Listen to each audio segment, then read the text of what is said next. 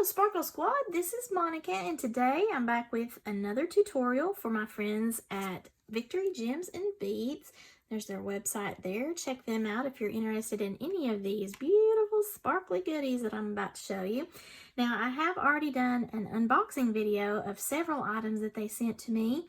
And then as I go along in the various tutorials where I'm showing you how to make some jewelry with these beautiful sparkly baubles, I will be going in more depth with what the items actually are. So yeah, if you saw last week's tutorial, I was making a set of earrings with that beautiful boulder opal, those hearts. This week I've decided to make a necklace. I wanted to use some of this beautiful chain that they sent to me. I have never seen a chain with strawberry quartz before, and it's got a black wire. It's very teeny tiny though. I don't really have any information on it, and that chain is not listed on their website, but if you are interested in this, all you need to do is shoot them a message, tell them that Sparkle by Monica sent you, and they will know exactly what you're talking about. For the actual project supplies, we are going to have this beautiful strawberry quartz on a chain. It's almost like a little rosary chain. A description in my email said that that's a black chain, like an aged copper to me for some reason. I guess it could be black or like a gunmetal. It's got a grayish black look to it. It sparkles all day long. That strawberry quartz is just beautiful, that cut. So these are a faceted strawberry quartz. I think that's probably even like a 1 millimeter strawberry quartz bead that is on this ultra tiny chain. And then I've got these fabulous rose quartz drops. I don't know if you can tell, but they're almost translucent. They're so light. They do have some inclusions in there. I really like the cut. They are faceted and they're in a teardrop shape. Actually, I guess that would be a pear shape. I wanted to be able to use that along with the chains so that we can have a nice dangly effect on that chain. And then I wanted to also use one of these copper-coated brass blanks. Now, you can use these for all sorts of things. These are large enough. They are a 43 by 35 millimeter. So if you wanted to use these as hoops for earrings, you could. I'm going to use this as a pendant. And I've got another one of those. This came in a pack of 2. Now, these little rose quartz drops are a 7 by 9 millimeter size, so they're very dainty and petite. Very small, so I'm going to need to use a very small gauge wire. So I talked about wire before in my previous video. That was artistic wire. Now this is artistic wire, but this is not the artistic wire brand. I believe this is Bead Landing from a pack of Bead Landing in the size 28 gauge. So this is a black wire. It's ultra thin and it does fit even this tiny little 7 by 9 millimeter rose quartz drop. And I think it's close enough to match. It's not exact, even though it says it was a black chain in that email, but it will still coordinate so that I can put the drops on, hopefully. I was talking before in my previous video about using a wire gauge tool, and I did not have that handy, but I have since found it. Yay me! And that is what this is over here. So this is just the pocket version. It has this little leather pouch that you keep this in, and it helps to keep you from doing any kind of damage because the little teeth on here, they're not like jutting out sharp, but if you rub up against the edges on something, you're going to cut into whatever it might be that you're touching. As you're testing this out, the tighter you go up against your wire, it could strip the coating. So you're going to have to cut off whatever you've just tested. But this is a cool way to be able to see exactly what gauge wire you have. This goes from an 8 gauge all the way up to a 34 gauge. And if you'll recall, the smaller the number of the gauge, the thicker the diameter, and you can tell that. So an 8 gauge wire is going to be really thick, and a 34 gauge wire is going to be really thin. So this wire came from a multi-pack, and I think I got mine at Hobby Lobby. Several different colors of this artistic wire here, and I just wrote 28 gauge because when I opened the package, obviously the package said what gauge it was, but the spool doesn't have any identifying marks. So in order for me to easily tell what I've got, if I can't find my handy dandy tool, I just wrote it on there. But I wanted to show you, so if in case you have something similar to what that is, you can get yourself one of these gauges and test it to see what gauge this is. Now this has several different markings. It's got the main wire gauge in the middle, and then it has the diameter written in different ways, like the millimeter size would be this 0.128 for the 8, 28, oh, where's the 28 gauge? is 0.013, and then you've got the 0.321 below that, and that's just another way to measure. And I'm sorry, I don't remember what the third is. Anybody that might be watching and they have experience using this tool, leave below in the comments what is that third measurement there, because I'm unfamiliar. I just know the middle is the wire gauge and the top is the millimeter. So I'm going to just take the tip of this wire and try to start from a large on up to where I think it should go, and let's see when I start having difficulty. Now this is 22 gauge. I'm going to drop it right down through there, and you see how easily it goes into that circle. You want to start up and go down. It doesn't matter anything about these circles here. This just lets your wire pass freely. So this is way too free. So I'm going to move on up to the 24 gauge. Let's go through there. It's going way too free as well. And then let's go to the 26th. I'm getting a little bit more resistance at the 26 gauge, but it still kind of passes pretty freely. Then I'm going to go up here to the 28, and it doesn't want to go freely, but if I hold it or sit it on my board and try to hold it this way and then just pull down, that's interesting. If it does not want to go and it's too tight, then that means really it needs to be the previous wire gauge. But I know this came from a pack of 28 gauge, so that's what's odd. So maybe I've got a kink in the wire there. So let me try a smoother area there, 28. Whoops, 28, and then just pull that down, and it went right down. So the 28 gauge is 28 gauge. It's a little bit snug on this gauge, so maybe the maker, the bead landing maker of the wire, had it between the 26 and 28. If it weren't for this coming out of that package of 28 gauge wire and me writing it on the spool, I would have probably said that that's a 26 gauge wire right there. But the only way, of course, to be absolutely 100% sure is to pay attention to the packaging and write that onto your spool, because the manufacturer is the one that dictates what the gauge is. I'm going to need, obviously, the flush cutters that we talked about the last time, where it's flat on the back. And then I want to use a bent nose plier, which kind of looks like crooked finger. This is what I hold in my right hand to do any of the actions, the wrapping, anything that I need movement in my right hand. I'm right hand dominant, so I like those bent nose pliers because I can get into tight spots if I need to. And then I have a round nose plier here, so if I need to make any kind of loops, I can do that here because it's a rounded cone shape on here. And then I also have my flat nose pliers, which I like to use in my left hand just for stability and holding something, whatever I'm doing that does not need any movement. I just need to hold it securely. That's what I typically use my flat nose pliers for. In addition to the beads, the chain, and all the tools, I need to have a way to put the chain together. So I found I have this tiny little lobster claw clasp that has some black on it, and I think that'll work. I just want to double check. Yeah, you always want to check to be sure that your lobster claw clasp is working, and it is. I also got some black fishhook ear wires because I might dangle some chain off of that. Still haven't decided, so I may put some earrings with this little necklace here. And then I wanted some jump rings in, this is gunmetal, kind of dark, but it will work. These are 4mm, I believe, jump rings. Again, if you don't have these, but you do have the artistic wire in the, at least the 20 gauge or an 18 gauge, you can create your own jump rings. If you do want to work harden, or if you've got to smooth out some kinks, you can use that nylon jaw plier that I was introducing you to in the last video, but this is such a thin gauge wire, I don't really need to do that. I'm just going to do that with my fingers. So I'm going to take some bits of wire and actually feed that through these rose quartz drops and put that onto the chain at the different points that I want to, and find the hole. This is the difficult part for me because I am blind as a bat. So I have this into the rose quartz drop. Isn't that really pretty? And I'm going to go ahead and cut off right here just so that I have plenty of wire for this first one that I'm doing. That piece of wire that I just cut off was 2.5 inches. So I can then use this same piece to further cut off 2.5 inches, or just eyeball it. I'm going to just pull up both sides of that wire. I'm going to pinch it right here at the top. Twist it a couple of times so that now it just looks like this. going to make this as a little miniature bell. So I'm going to take this right here at the very tip of my round nose pliers. I'm going to push this over and make a 90-degree bend.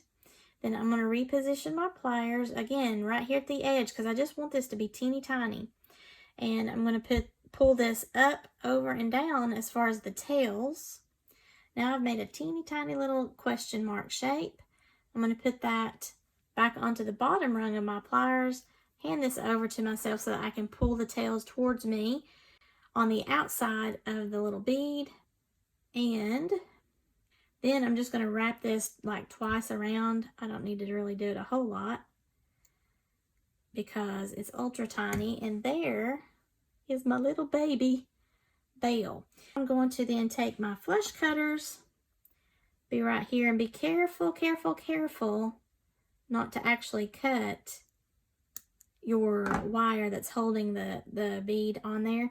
Take the tails off, take my bent nose pliers and just push that around there. Now we have this little baby drop. By doing it that way, I can put those drops on there a little bit more simply instead of trying to wrap them directly onto the chain, because I am just apparently really challenged in that teeny tiny loop of the chain, because you can see just how small that really is. I'm going to do all 9 of those like that.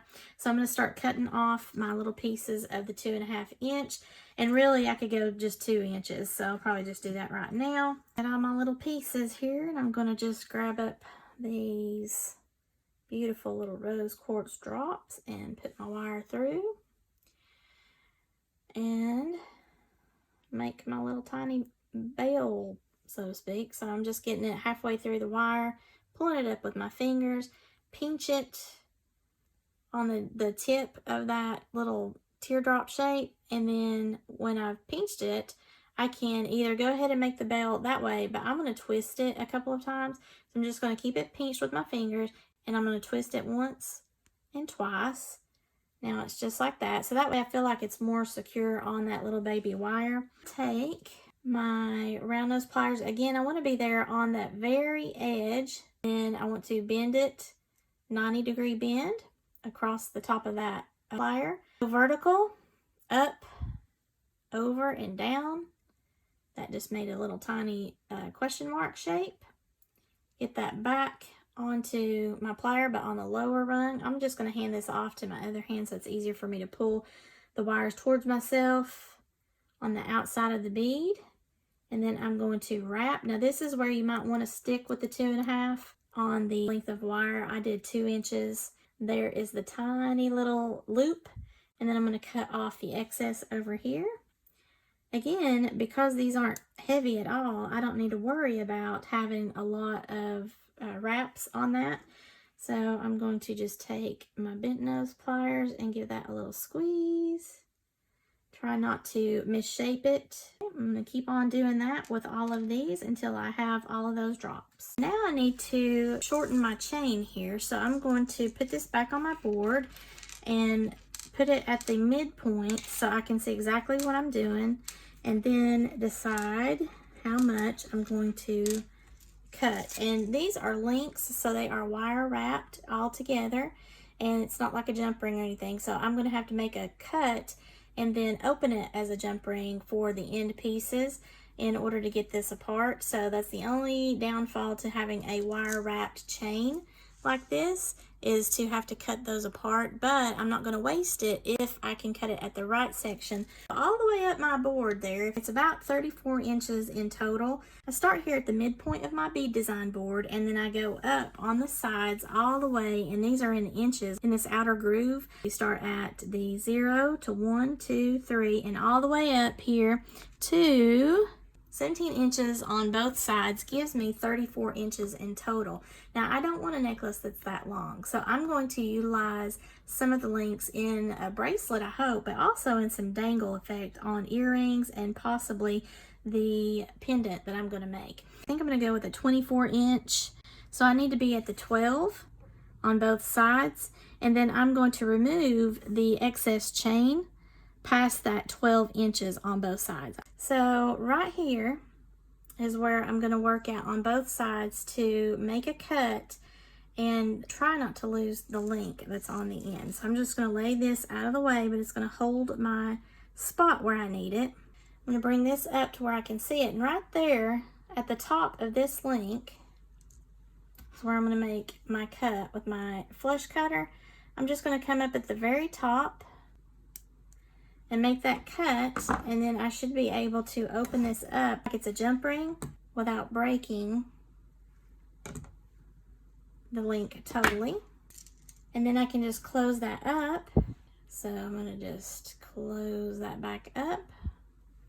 And then I'm going to do that on the other side. That way I've got the 24-inch chain that I need. Okay, so there are 2 of the 5-inch pieces of that leftover chain, and then of course I have the 24-inch longer piece for the necklace itself. So now I just need to go ahead and take apart further these little 5-inch pieces to meet what I want to do with the pendant as well as the earrings. I'm just going to attach that to the ear wire this way. Now, this is something that is not going to hold a lot of weight, and I can still attach to my ear wire. I've already got my ear wire open, so now I'm going to take this 5-link of the strawberry quartz, feed it onto the ear wire, use my bent nose pliers to pull that back down, give it a squeeze, and I don't want that little gap, so I'm going to squeeze it this way, even though you should not do that because you could weaken your wire if you overbend it. So you can see it still kept its shape there. And now I have this dangle off of an ear wire. Now I'm going to do the same thing upside down, open this towards myself, put the 5 links onto the ear wire, and then close that down, push it back away from myself. I'm going to give it a little squeeze, and then I do see just the slightest little gap, and I don't want to take a chance on anything coming off, so I'm going to give it just another little squeeze right here. Again, you want to be very careful not to over squeeze that. There's that. I got 2 dangles, and eventually have a couple of the drops coming off of that. I'm going to do a 9-inch piece of wire, and this is probably way too much, but I want to be sure that I have enough because this is going to help with the design element. And I'm just going to use my fingers to smooth this out and work harden it with the heat of my fingers. So if you want to do that versus the nylon jawed pliers, that's okay. You just don't want any kinks or bumps, and this wire is so thin in diameter that my fingers are doing a beautiful job of that. I want to grab the 2 4-link pieces of chain. That was what this is here. And then I'm going to center that on this piece of wire. Okay, so I got the 2 4-links on there, and I'm going to just take this larger piece of wire, and I'll have a link on one side and a link on the other side. And then I'm going to take my fingers and just kind of pinch. You could bend it over so that it's right on the peak. Okay, like that. And then it looks like bunny ears, so I'm going to pull tight on both sides, and then I'm just going to twist.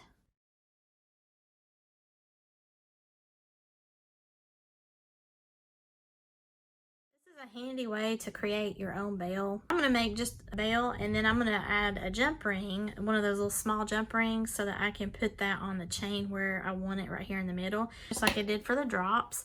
I'm going to come down here to the base at the tip, and I'm probably going to go a little bit further down. About 1/4 of an inch down is how I usually do it on my pliers. And then I want to bend a 90-degree bend away from myself. I'm going to hold on to that pendant, and I'm going to go vertical instead of horizontal. I'm going to pull the tails up over and around the top of that bell and down.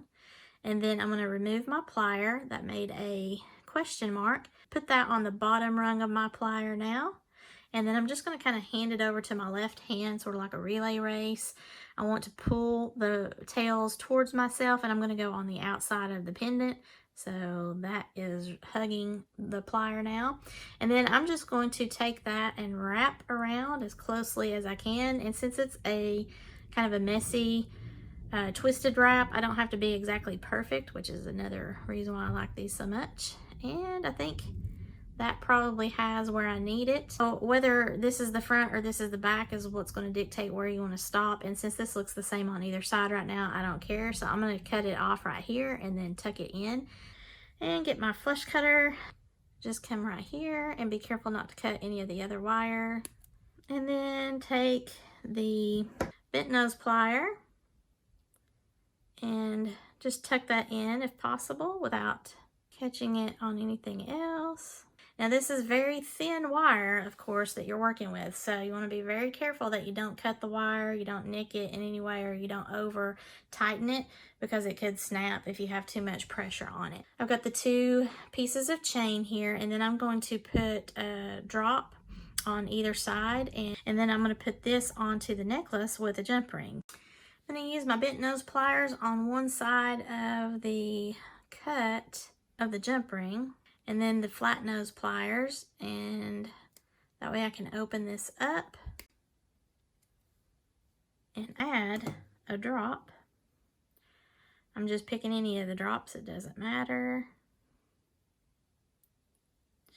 And then adding one of those drops onto one of the chain ends here. Close that jump ring.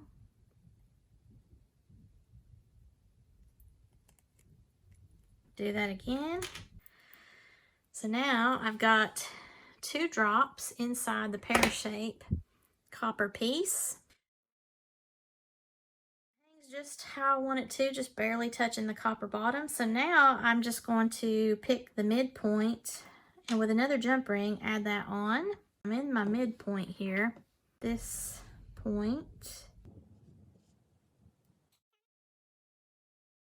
If you wanted to just take one of your pieces of wire and put it where you think the midpoint of your chain is, then you would know what length, but I just kind of did it backwards this way. I need to close my jump ring, so I'm going to flat nose pliers on the left, bent nose pliers on the right, push it away from myself to close the door.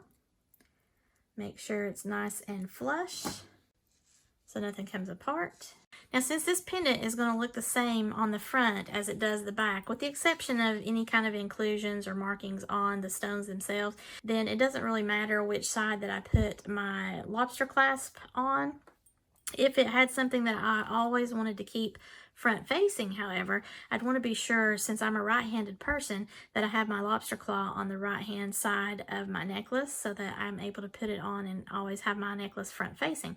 So now that's something to keep in mind. If you're faced with that, you want to be sure that as a right-handed person, you put your lobster claw clasp on the left side of your board, because as you turn that around to put that on yourself, that then becomes the right hand side of your necklace. I don't have to worry about that in this case because I'm not concerned about whichever side is going to be facing me, and I'm just going to go ahead and put on the clasp. I'm going to use the jump rings and put the lobster claw clasp on one side. This is a jump ring with my lobster claw clasp. I'm just going to grab up one of the sides and close my jump ring. Okay, now I have my little lobster claw. I'm going to now open this back up, grab hold of the other side of that necklace, and close that back. Now I'm just going to use some of these gunmetal jump rings to put a drop on the end of the earring. So I'm finding the slit, opening that up, grabbing a drop, and putting that on the end of one of the earrings. Then I'm going to close that.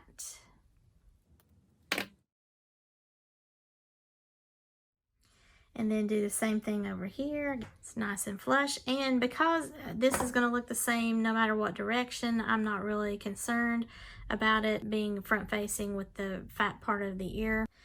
Now I have the necklace that I need to put all of these other pieces on. I'm going to try to do these drops at every inch up to the 5. I've got a bunch more of these little 4mm jump rings. Just going to open these up, grab a drop, and put these on where I want them for the necklace every inch. Keeping my pendant centered here. on the board and look for a link that's close by. Just close that up. And every time I move this, I'm going to have to reposition my pendant. So that's all I'm going to do, is just try to get a drop all along up to the 5-inch mark up here, as close as possible, an inch apart. Doesn't have to be exact because this is handmade, but that's what I'm going for. I have all of my drops on both sides of this beautiful necklace. I do have a few things left over, but what I really am excited about is I do have enough of the strawberry quartz links here that I can attempt to make a bracelet with it. I have decided I'm going to hold off on the bracelet idea for my next tutorial. I really think this turned out cute, and I'm not really a fan of mixing metals like this black slash gunmetal color with a copper in the pendant, but actually I think this turned out really cute. I have the necklace hanging on one of my little forms and the earrings. So I'm going to show you the earrings first, and it's just on a simple white background, so this should be easy to see. There is the strawberry quartz chain on the black ear wires with this beautiful rose quartz in the faceted drop. I love how that is picking up the light. You think about those earrings. Now they are pretty long, so on the ear they would be about 3 inches. And I mean, I could have, if I'd had several more of those drops and I, hadn't put them all on this necklace here, I could have put some more up through here. So if you do get more of those drops and you're gonna make this style of earring, feel free to put those on the length of that chain and it'll kind of fill it out more. But these are nice and sleek and very cute, but dainty. I just, look how the light catches it there. See that reddish pink or that fuchsia pink of the strawberry quartz? I think that's so pretty. I don't think I have had any of the strawberry quartz before. Now necklace wise, here is the pendant. That is where I've got the 2 drops within the inside of this pear-shaped copper piece of metal frame. And then I have several of the little drops hanging on that beautiful strawberry quartz chain. And then, of course, I have some on the back that doesn't have the drops. This is just the back part of the chain. So this is really kind of a boho chic looking necklace. This copper teardrop shape just mimics the rose quartz drops that I have along the length of the chain.